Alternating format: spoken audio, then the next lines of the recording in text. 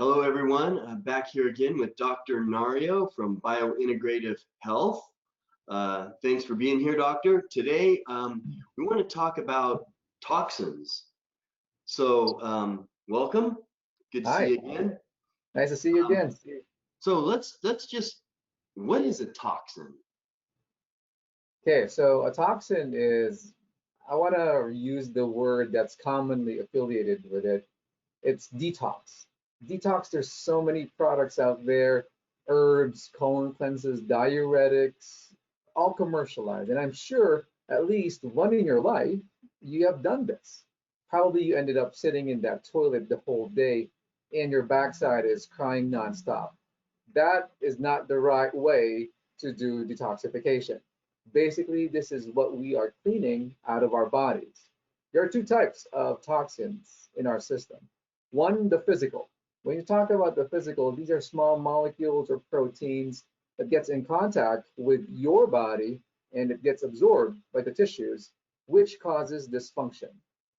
Four types of this physical toxin. I'll just uh, touch on it and then later on I'll expand. Four types, more common ones would be one, injuries or medical conditions. Number two, chemicals. Others would be heavy metals and nutritional deficiencies. Another one, a more deadlier type of toxin, is the non-physical type of toxin. This is mental, emotional, spiritual issues that you have. Why are they more dangerous? Is for the reason that they're the unseen enemy. It does more damage. It goes long term, deeper into the physical. It ruins your energy flow, which affects physical conditions of your organs. Okay, very interesting. Um, so that something emotional can actually create toxins in your body? Yes, that is correct, and that's Wow. why it's something that people are not aware of because everybody thinks that I have to see it, I have to touch it before it harms me. But Well, this that's one is amazing. very dangerous. That's amazing. So it maybe has nothing to do with what I put in my mouth or what I swallow. It has to do with, wow. Okay. Yep, So true. what's a chemical? What's the difference? What's a chemical?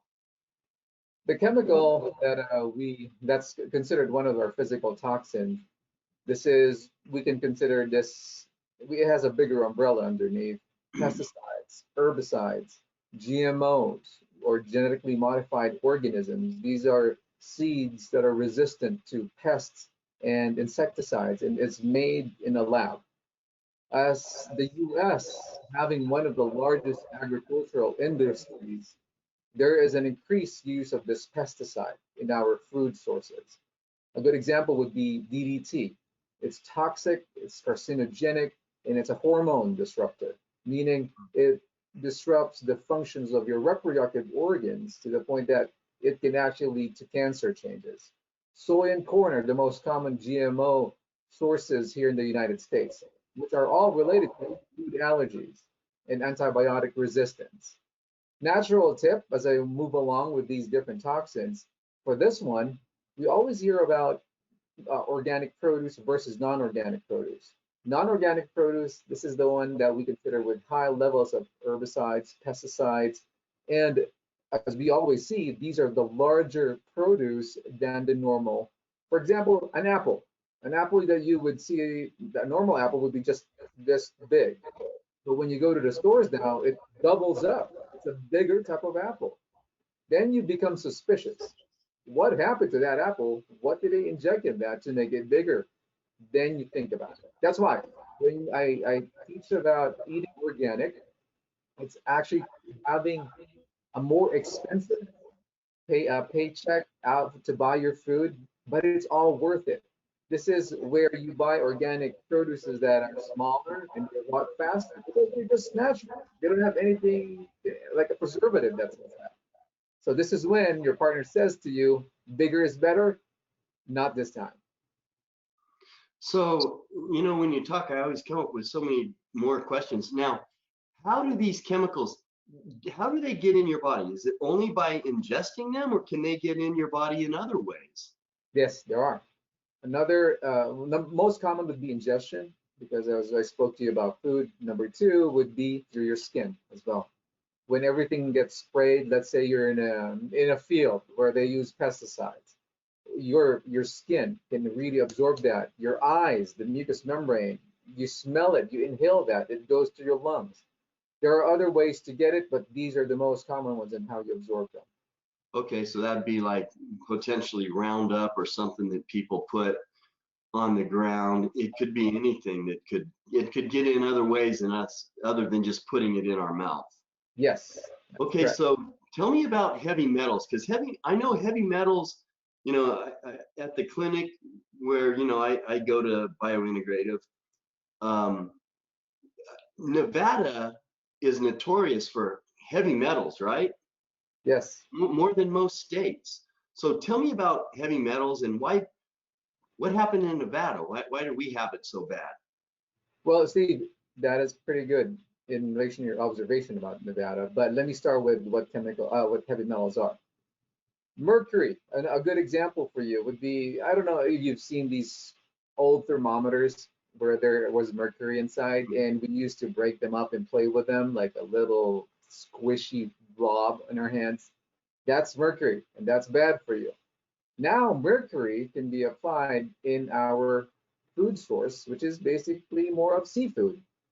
All the fish that we're almost eating is swimming in polluted waters. So not only is there mercury, but also arsenic. Another one would be lead. Lead is in our drinking and even our tap water that is in our house. Why is that? Because the pipes that where it runs through, those are made out of lead, and we still take them in.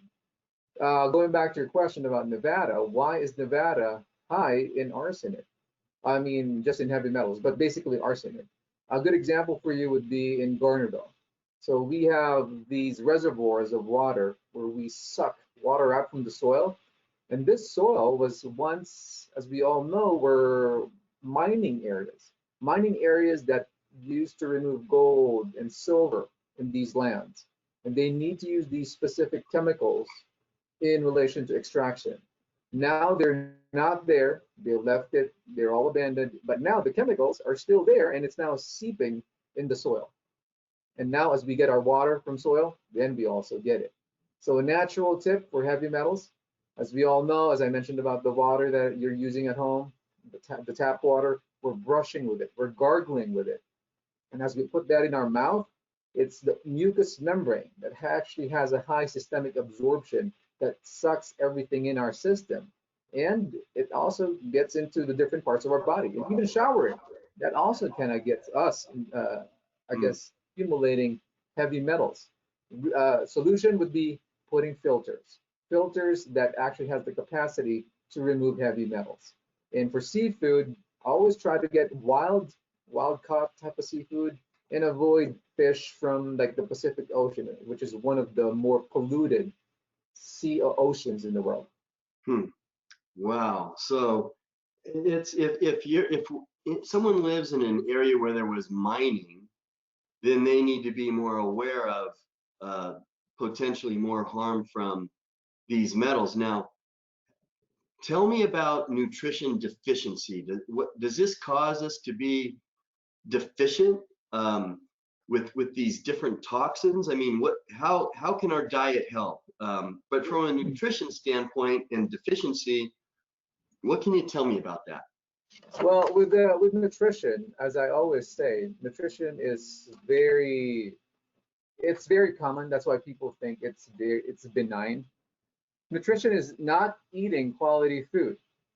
We're eating processed food meaning fake food. We add preservatives in it. Proteins, vitamins, and minerals all being stripped out from the food sources that we eat.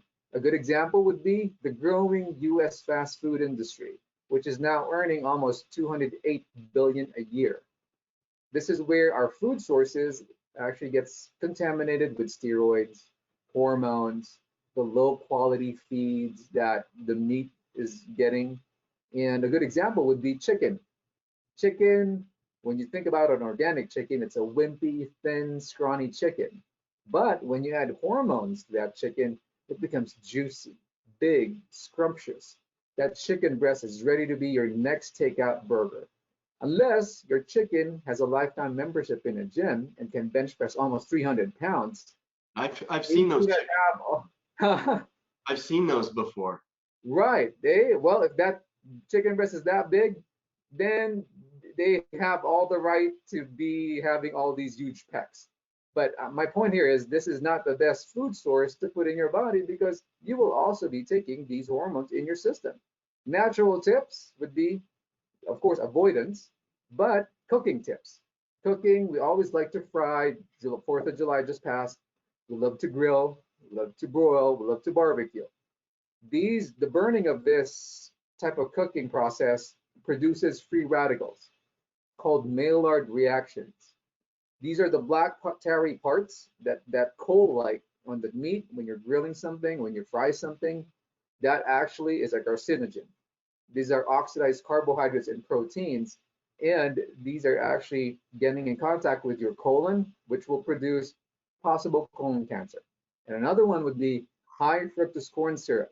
Check the label of anything that you buy. If you have this, these nasty food sources would just turn into fat. They would not be even metabolized by your liver, thus escaping proper clearance and filtration.